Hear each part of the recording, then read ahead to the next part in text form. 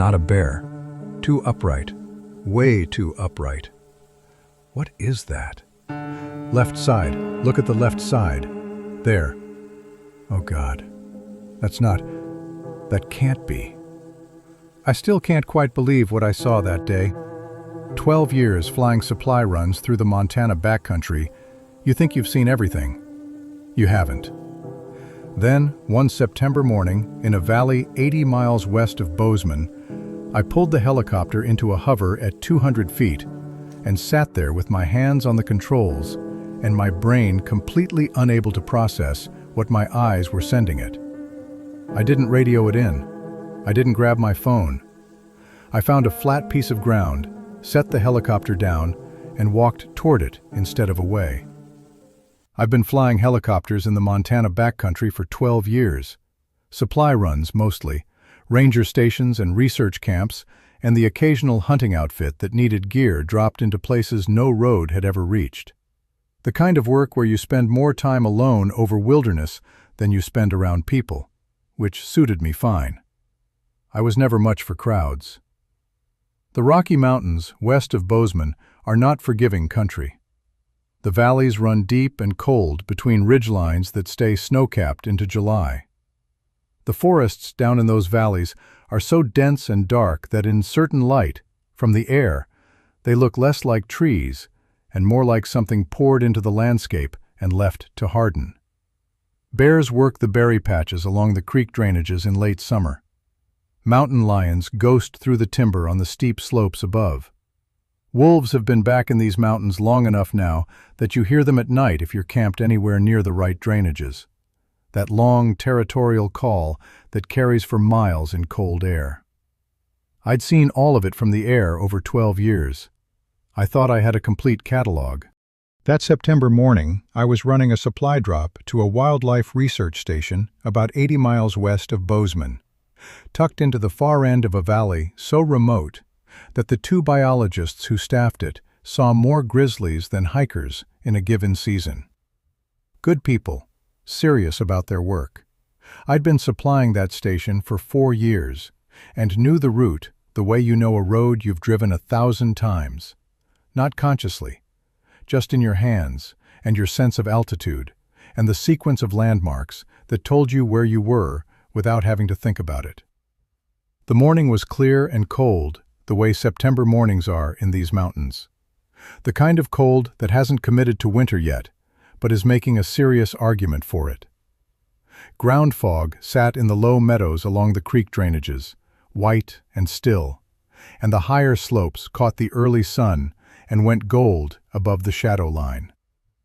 I was flying at about 500 feet, following the main valley northwest, the helicopter running smooth, fuel good, weather holding. I'd been in the air about 40 minutes when I crossed into the Long Valley. That's what I always called it in my head, the Long Valley. A 12-mile drainage running roughly northwest, with a small creek threading through the middle of it, and steep, forested slopes rising on both sides to bare, rocky ridgelines. No name on any map. No trails, no structures. No reason for anyone to go in there on foot because the terrain was too broken and the distances too far. I passed over it maybe twice a month on average, and in 4 years I had never seen anything in it except wildlife. I was about 4 miles into the valley, running at 500 feet, when I saw movement in a meadow below. My first thought was elk. There's a resident herd that uses the valley floor in early fall, before the snow pushes them down to lower elevation, and I'd seen them in that particular meadow before. A flat, grassy opening, maybe 200 yards across, where the creek bent east and left a dry bench above the floodline. I eased the collective down slightly, dropping to about 350, and looked. 2 figures, upright, moving on 2 legs through the tall grass at the meadow's edge. I told myself they were hikers. Told myself someone had packed in from the trailhead 20 miles south, and I just hadn't known about it. Told myself this for about 15 seconds while I watched them move, and then the larger one turned sideways, and I saw the profile against the pale grass, and I stopped telling myself anything at all. it was covered in fur. Head to foot, dense, reddish-brown fur that caught the morning light the way an animal's coat catches it, shifting and alive with movement. It was walking upright, with a forward lean, a rolling power in its gait that belonged to something built differently than a person. The shoulders were massive, wider than any human shoulders I'd ever seen, rounded with muscle in a way that redrew my understanding of what a body could look like. 7 feet at minimum, possibly more. The smaller figure beside it was maybe 3 feet tall. Same dark fur, moving with the quick, uncertain energy of something very young. I hovered. That's the thing about a helicopter that a fixed-wing pilot never has. You can stop. You can sit in the air above something and just watch it. And that's what I did. Collective steady, pedals neutral, hovering at 350 feet above that meadow, while my brain tried to process what my eyes were sending it. The large one was crouched beside a patch of low shrubs at the meadow's edge, and the small one was beside it. And they were doing something with the shrubs that took me 2 full minutes of watching to understand. The large one was picking berries. Carefully, selectively, holding each one up before placing it in a growing pile on a flat rock. And each time it selected a berry, it would hold it toward the small one first, let it look, let it smell, and then either add it to the pile or toss it away. The small one watched every selection with its whole body, head tilted, absolutely focused. A lesson. A mother teaching her child which berries were good and which were not. I watched for 10 minutes without moving. The rotor wash was bending the grass in the meadow below me, and neither of them looked up. Or if they looked up, I didn't catch it. I was too focused on their hands. The large one's hands were the thing that kept pulling my attention. Long fingers. Deliberate, precise movements. The hands of something that understood what it was doing. My rational mind was running a parallel track the entire time, generating explanations, discarding them, generating more. People in costumes, some kind of film production, bears walking upright, which bears occasionally do for short distances. Each explanation lasted about 3 seconds before the reality of what I was watching dissolved it. I finally pulled up and flew on to the research station, dropped the supplies, exchanged a few words with the biologist who came out to meet me, a serious woman named Dr. Haynes, who studied wolf-pack territories and had no patience for small talk. I didn't say anything about what I'd seen. I wasn't ready to say it out loud yet. Saying it out loud would make it a thing that had happened, and I needed a little more time with it before I was ready for that. I flew back the same route an hour later, slowed to a hover over the long valley. The meadow was empty. The flat rock where the berry pile had been was empty too, washed clean by the wind. No sign that anything had been there at all.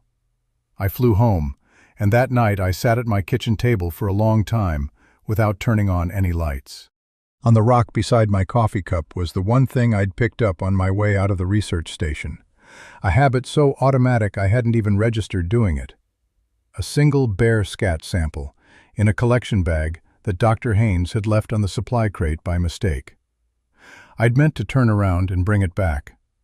I looked at that bag for a long time in the dark kitchen. Then I went to bed and lay there until 4 in the morning. And at 4 in the morning, I got up and drove to the airfield. I found them again on the 3rd morning. I'd spent 2 days making excuses to fly the long valley, routing supply runs in directions that added 20 minutes to trips that should have gone straight.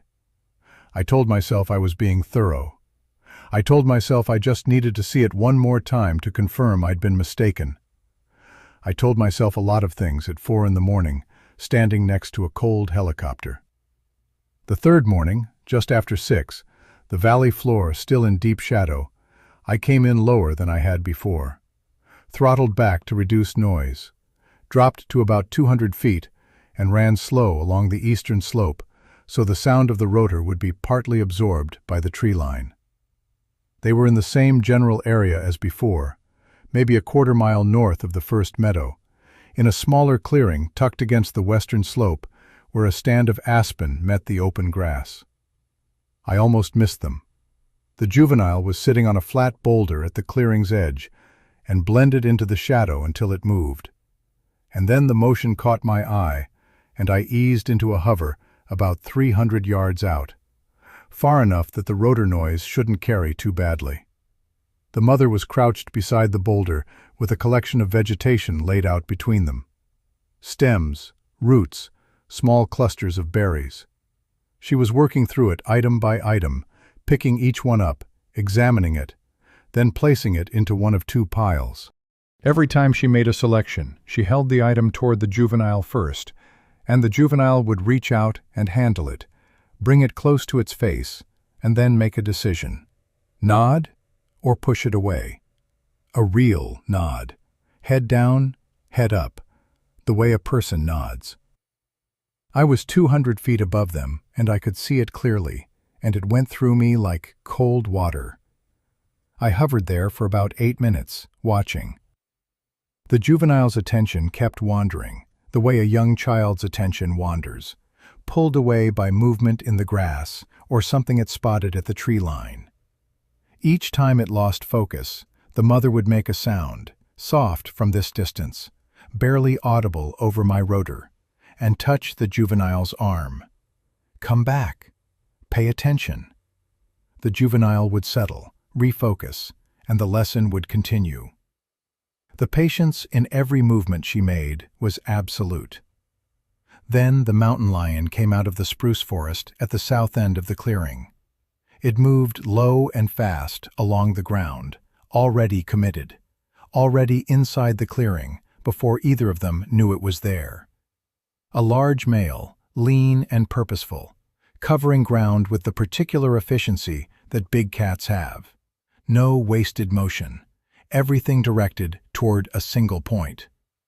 It was 30 feet into the clearing before the juvenile saw it and made a sound that cut through my rotor noise from 200 feet away, sharp and high and filled with a fear that needed no translation. The mother rose to her full height in a single motion. I've thought about that moment many times since. The speed of it, the absolute absence of hesitation. One instant she was crouched beside the boulder. The next she was standing at full height with her arms out to her sides, putting every inch of herself between the lion and the juvenile. And the sound she made rolled up through 200 feet of cold morning air and hit me in the sternum like a fist. Not a scream, not a roar. Something lower than both, a compression of sound that seemed to have physical weight. The lion stopped for 1 full second, crouched in the grass, ears flat. The mother swept her left arm back hard, a single sharp gesture, and the juvenile ran. Not the tumbling play run I'd seen before, real running, arms driving, headed for the north tree line, and in 5 seconds it was gone into the aspens. The lion's head tracked the juvenile's movement. The mother stepped directly into its line of sight. The lion charged. It covered the distance in 3 strides, and the mother met it, stepped into the charge instead of away from it, took the lion's full weight across her left shoulder, and the sound of that collision came up to me inside the cockpit as a single hard thud that I felt in my hands on the collective. They went down together in the tall grass, and what followed was not something I can describe with any precision because it happened too fast, and I was already doing something I had not consciously decided to do. I was pushing the cyclic forward, dropping altitude, moving toward them. What I could see from 150 feet was a confusion of movement in the grass, 2 large shapes separating and coming back together.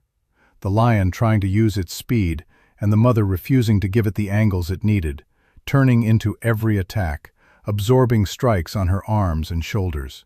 She was not fast. She was not graceful. She was a wall that kept moving forward regardless of what hit it. And after maybe 30 seconds of this, the lion seemed to arrive at a calculation. It broke, sprinted for the south tree line without looking back, and was gone into the spruce forest. The mother stood in the middle of the clearing. Her left side was dark with blood, matted through the fur from her shoulder down her ribs. She stood absolutely still for 3 seconds, then her knees bent slightly. She caught herself against the flat boulder with one hand, steadied, straightened. Then she sat down against the boulder's face, and her head dropped forward. The juvenile appeared at the north tree line, stood there for a moment, then came running back across the clearing. She reached out with her right arm and pulled it in, held it close against her uninjured side. The juvenile pressed its face into her fur and went completely still. I found a flat section of the valley floor about 250 yards from the clearing, a gravel bar along the creek that was long enough and firm enough if I was careful. I've landed in worse. The approach was tight, one side hemmed by willows, but I've been flying these valleys for 12 years, and my hands knew what to do, even while the rest of me was somewhere else entirely. I set the helicopter down and killed the engine. The silence came in fast. Wind in the aspens. Creek water moving over stones. The tick of the cooling engine. Somewhere in the spruce forest to the south, nothing. The lion was gone. I sat in the cockpit for a moment, which is not something I normally do. Normally, when I land, I'm already thinking about the next thing. But I sat there and looked through the windshield at the aspen trees between me and the clearing, and I thought about what I was about to do, which was walk toward a 7-foot creature that had just taken on a mountain lion with its bare hands and was currently injured and frightened and sitting next to its child. I reached behind my seat and got the first aid kit.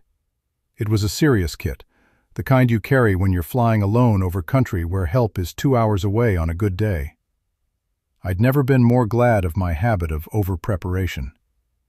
I zipped my jacket, clipped the kit to my belt, opened the door, and climbed out. The gravel bar crunched under my boots. The air was cold and sharp with the smell of the creek and pine resin, and something else underneath both of those, something animal and dark that I hadn't smelled before and haven't smelled since. I stood beside the helicopter and looked at the tree line and thought about the lion somewhere in that spruce forest to the south. Then I started walking toward the clearing. I made noise the whole way through the aspens. Talked out loud, not words exactly, just sound. A constant low vocal presence that said, "I'm here, I'm coming, I'm not trying to surprise you." Snapped every dry branch I could find. By the time I pushed through the last of the aspen trunks into the clearing, I'd been announcing myself for 3 solid minutes, and anything with ears knew my exact position and pace and direction. She heard me before I cleared the trees. Her head came up, and she was watching when I stepped into the open. The juvenile pressed harder against her right side and went absolutely still.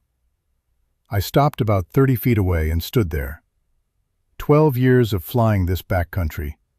I thought I had a calibrated sense of scale for large animals. I'd hovered over grizzlies. I'd watched bull elk in rut from 50 feet. I thought I understood what large meant in the context of Montana wildlife. Standing on the ground 30 feet from her, I understood that I had not understood anything. Even sitting down, even injured, even with her head slightly lowered from pain and blood loss, she was something that rearranged the basic categories. The shoulders were extraordinary. The hands resting in the grass on either side of her were twice the size of mine. And the face, turned partially toward me, the eyes set deep under a heavy brow, were the thing that stopped my internal monologue entirely. Dark brown, still, watching me with an attention that was not animal, that was not human either. That was something I didn't have a word for, and still don't. She did not move. She watched me. I raised both hands slowly to shoulder height, palms out, and held them there. She looked at my hands, looked at my face, looked at the first aid kit clipped to my belt. I took one step forward. She tensed but held. Another step. The juvenile made a small sound, barely audible, and she answered it with something softer, a falling sound, almost soothing. The juvenile went quiet. I stopped about 8 feet from her and crouched down slowly, so I wasn't standing over her. I unclipped the first aid kit and set it on the ground between us, opened it, and started laying out what I had. Antiseptic, gauze pads, rolled gauze, medical tape. I moved slowly, handled each item deliberately, gave her every second she needed to see what I was doing. Then I looked at her and pointed to the antiseptic, pointed to her shoulder, mimed applying it with 2 fingers. She watched this. Then she moved her right arm slightly and rotated her injured left shoulder a fraction of an inch toward me. That was permission. There was no other reading of it. I moved in. Up close, the wounds were worse than they'd looked from the air. The lion had laid her open across the top of her shoulder in 4 parallel tracks, the deepest one gaping and still seeping steadily. 2 more raking cuts ran down her left ribs, shallower but long. She had lost a significant amount of blood and was still losing it, and she knew it. I could see that knowledge in the careful economy of every movement she made, conserving everything, not wasting anything on reaction. My hands were not steady. I want to be honest about that. I was 8 feet from something that had just stopped a mountain lion with its body, and my hands had a fine, constant tremor that I had to override with technique, with 12 years of hands that knew their job, even when their owner was somewhere else. I tore open the first antiseptic pack and touched it to the edge of the worst wound. She made a sound low in her chest, not a growl. The sound a person makes when something hurts and they're trying not to show how much. I kept working. Talked to her the whole time, low and even. The same voice I used when weather went bad fast and I needed my own nervous system to settle down. Told her she was going to be fine. Told her the antiseptic was going to sting, but that was how it was supposed to feel. Told her I was almost done, which was not quite true yet, but I needed her to keep believing in me for another few minutes. She watched my hands the entire time, not my face, my hands, tracking every motion, cataloging every item I used. After a while, I realized she wasn't just tolerating what I was doing, she was learning it. The way she watched the antiseptic pack, the way her eyes followed the gauze from the kit to her shoulder, the way she tilted her head slightly when I pulled the medical tape. It was the attention of someone studying a procedure they intended to understand. When I brought out the rolled gauze, she shifted her position without being asked, lifting her left arm slightly to give me access to wrap. That adjustment came before I'd indicated I needed it. She had understood what came next before I showed her. I stopped for just a second and looked at her. She looked back. 8 feet of cold September air between us. The creek moving somewhere out of sight. The aspens dropping their last leaves in the wind above the clearing. We held that for one moment, and then I went back to work.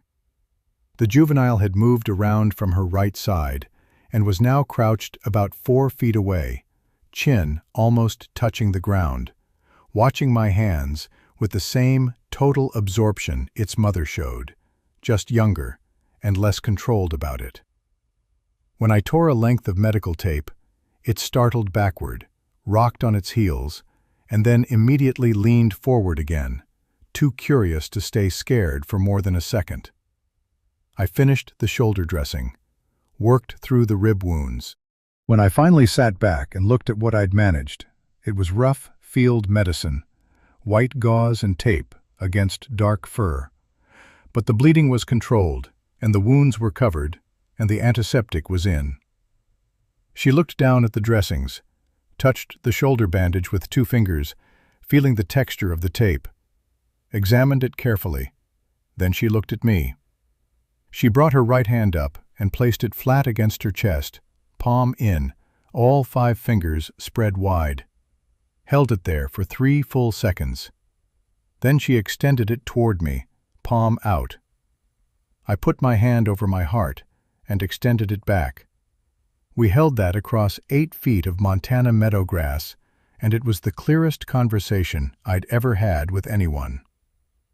Then the juvenile lunged forward and grabbed the roll of unused gauze with both hands, and the moment was over. The juvenile's relationship with the gauze roll went through several distinct phases.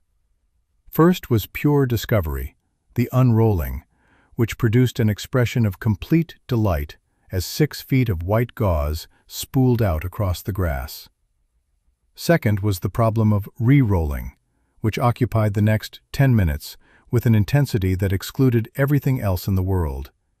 It got the gauze approximately rolled on the 3rd attempt and held it up with a sound that I can only describe as triumphant, a sharp, bright bark that bounced off the aspen trunks at the clearing's edge.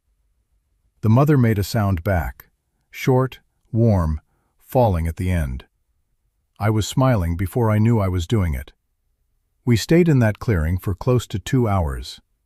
The mother rested against the boulder with the juvenile tucked against her right side, and I sat cross-legged about 8 feet away, which was the distance she seemed comfortable with, and we existed together in the September morning in a way that I still don't have adequate language for.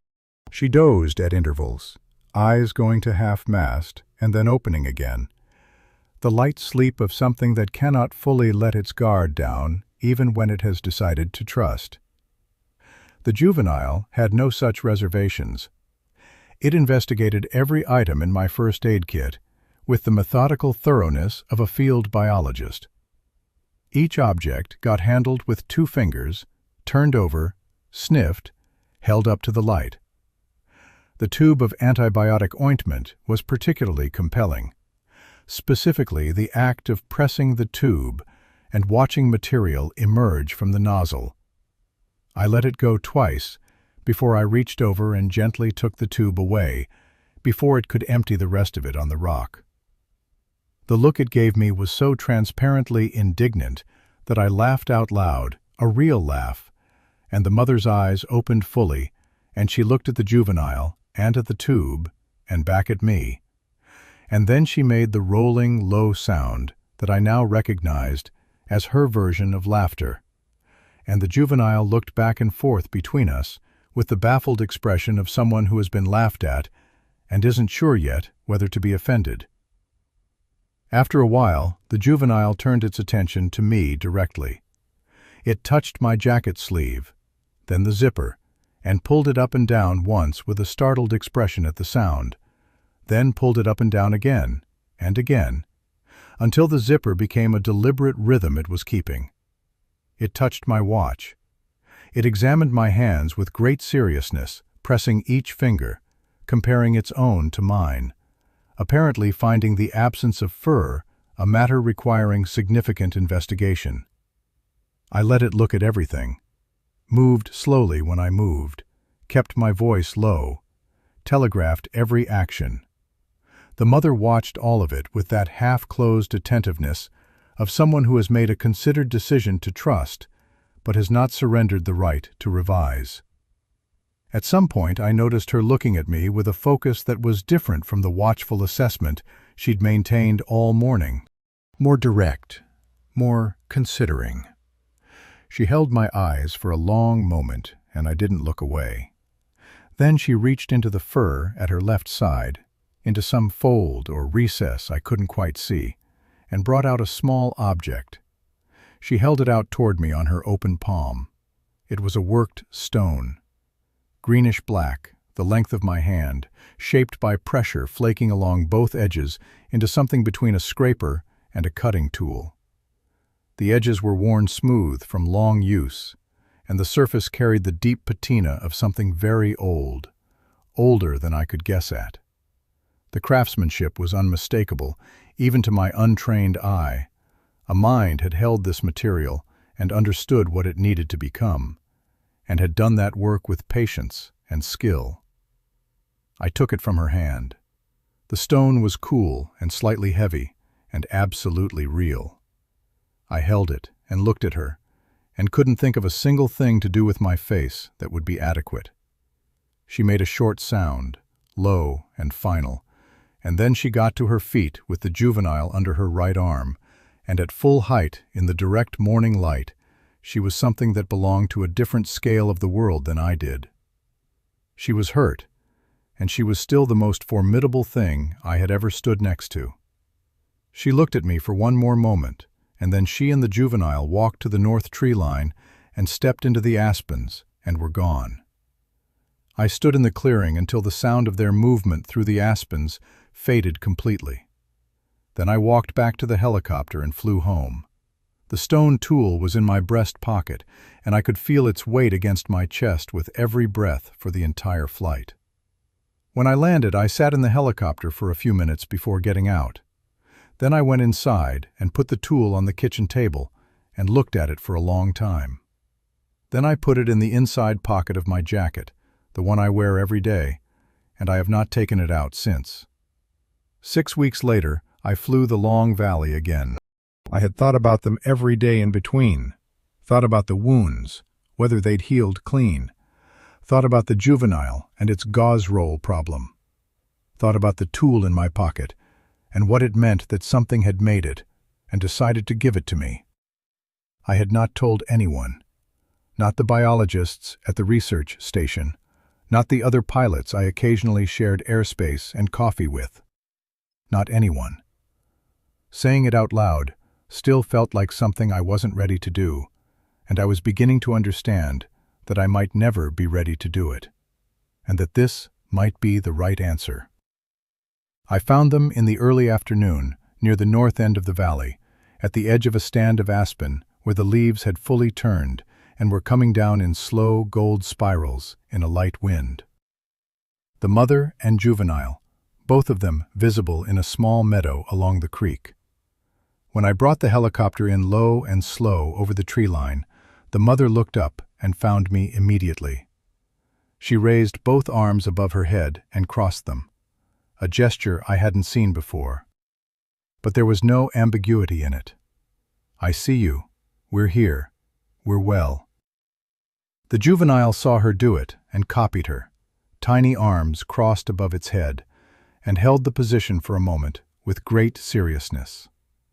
I dipped the helicopter's nose and climbed away. That was enough. That was everything. But I kept coming back.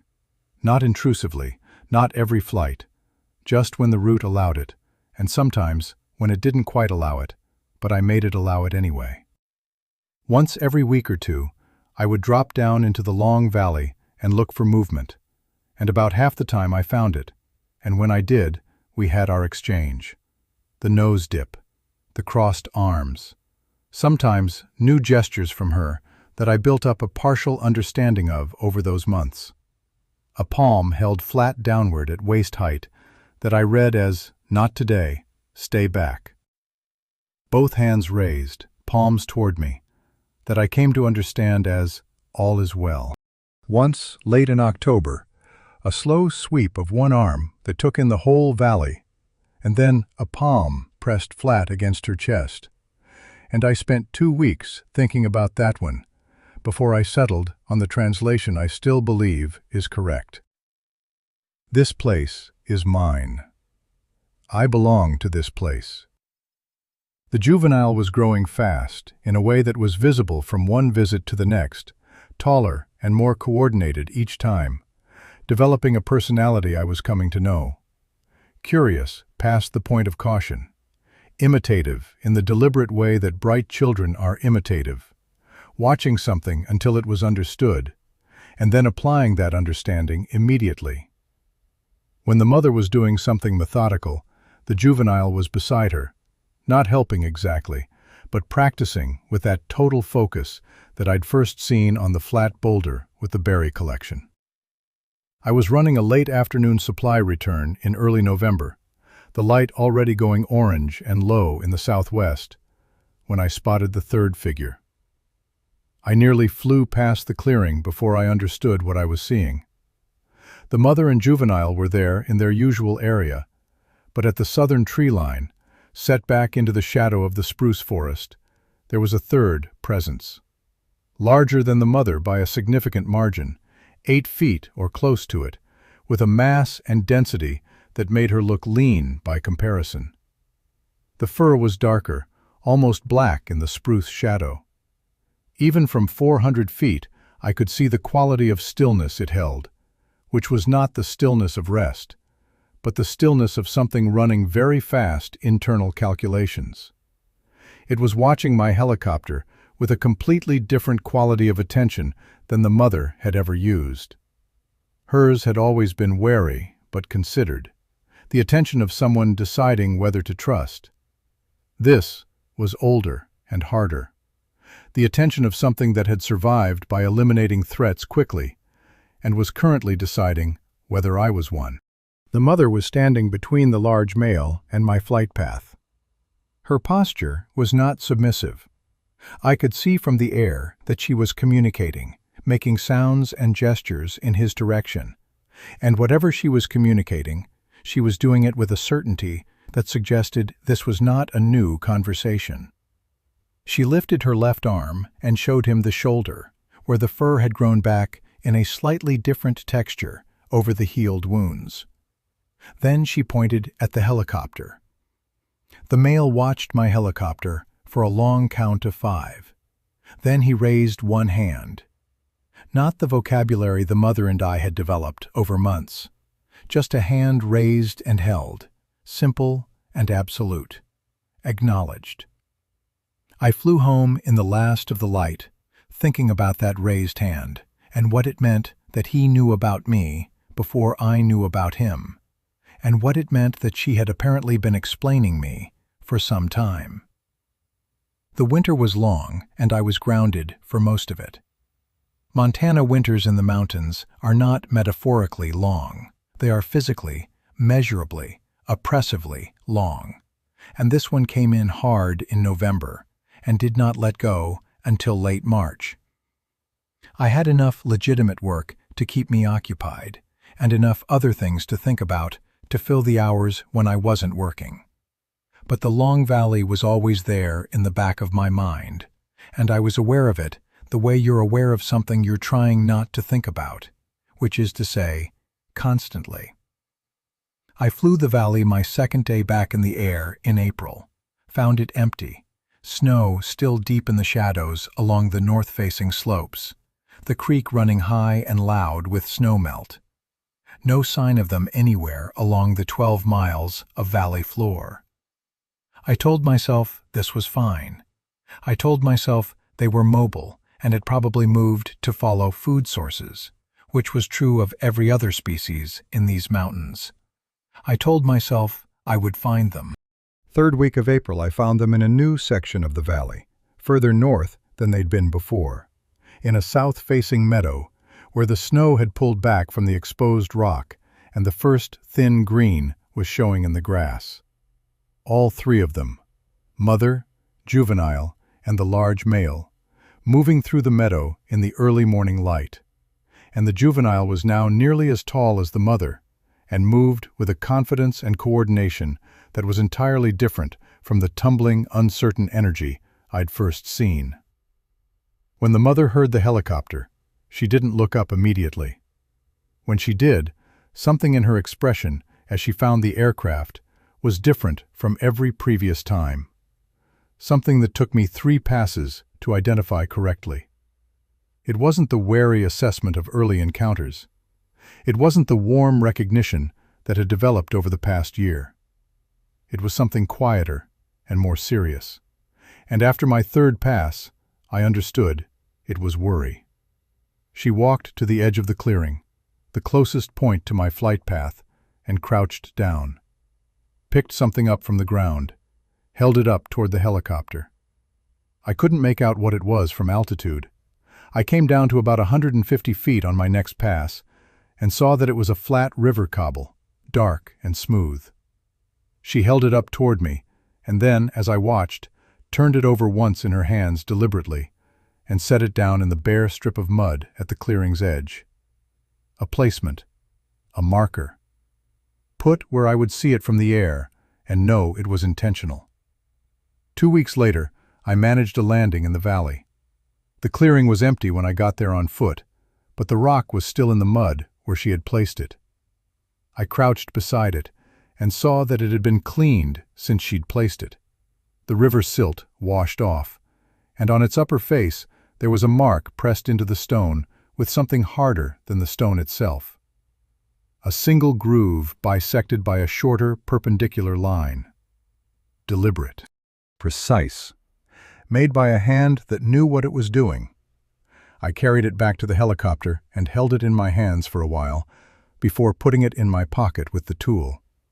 2 pieces of worked stone. A collection of memories with no documentation attached, and the absolute settled certainty that everything I'd been taught about the boundaries of the possible was wrong. I thought about what I could do with what I knew. Thought about the people who would want this story, the researchers who would want these stones, the cameras and motion sensors and expedition teams that would follow. Thought about what that valley would look like 2 years after any of that happened. Thought about a juvenile crouched over a gauze roll at 4 in the morning, working out the physics of rolling it back up. I flew home, said nothing to anyone. As I had been saying nothing to anyone for over a year now, which had gotten easier, not harder, and which I had come to understand was not a withholding, but a protection. The right answer to a trust given freely is to keep it freely, without being asked. The visits continued. The juvenile finished growing and eventually began ranging further from the family, the way young things do when they're ready. And then one spring, it was simply gone, moved on to wherever the next part of its life was happening. The mother's fur silvered at her temples over the following years, in a way that I found I noticed with something I can only call tenderness.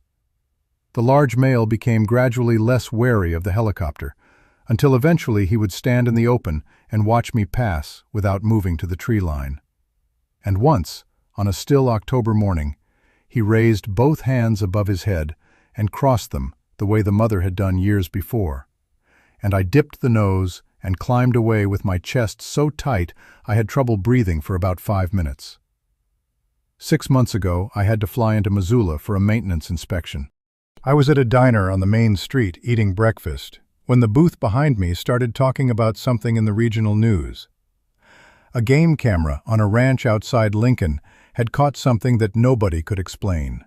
Blurry night image, the edge of a meadow, the lower half of a very large upright figure at the frame's margin, moving away from the camera. The 2 people behind me found it funny. A Bigfoot story. They were laughing about it. I kept eating my eggs. My hand went into my jacket pocket and found the worked stone tool by touch, the way it does several times a day. A habit I developed so gradually I didn't notice it happening. I felt the edges of it against my fingertips, the precision of the flaking, the intelligence in the object, the mind behind the making of it. The Lincoln Ranch is 22 miles from the Long Valley. I paid for my breakfast and sat in my truck in the cold morning air for a long time. 22 miles. A game camera already capturing images. A story already spreading through the regional internet, already pulling the attention of people who would want to follow it with equipment and purpose, and no understanding of what they were actually looking at, or what they would be walking into. I drove to the airfield, pre-flighted the helicopter, filed a flight plan that went nowhere near the Long Valley, which I have never filed a flight plan for, and never will. Lifted off into a cold, gray morning and flew north. I don't know what I'm going to do. I don't know what one person with a helicopter and no authority and 2 pieces of stone in his pocket can do against the particular momentum of a story that has already started moving. But I know what was given to me in a Montana clearing on a September morning. And I know what I said I would do with it, even though I never said it out loud to anyone. 22 miles is not far at all. The stone is in my pocket. The rotors are turning. I'm already there. If this story made you feel something, if it made you question what else might be living quietly in the places we never go, subscribe. There are more stories from these mountains. Stories I've been carrying for a long time and am only now starting to put into words. Hit the bell so you don't miss them when they come. And leave me one thing in the comments. Not whether you believe this. That's not the question that matters. Tell me this. If you knew what I know, if you had those 2 stones in your pocket right now, what would you do with them? I read every single comment. Every one. I want to know what kind of people are watching this. Author's note. Jake Carter is a fictional character. This story is a work of creative fiction written for entertainment purposes. The wilderness of Montana is real. The Rocky Mountains are real. And the feeling that something vast and hidden exists in the spaces between human knowledge, that part I'll leave for you to decide. No animals were harmed in the writing of this story. If anything in it made the world feel a little larger and stranger than it did 20 minutes ago, then it did exactly what it was supposed to do.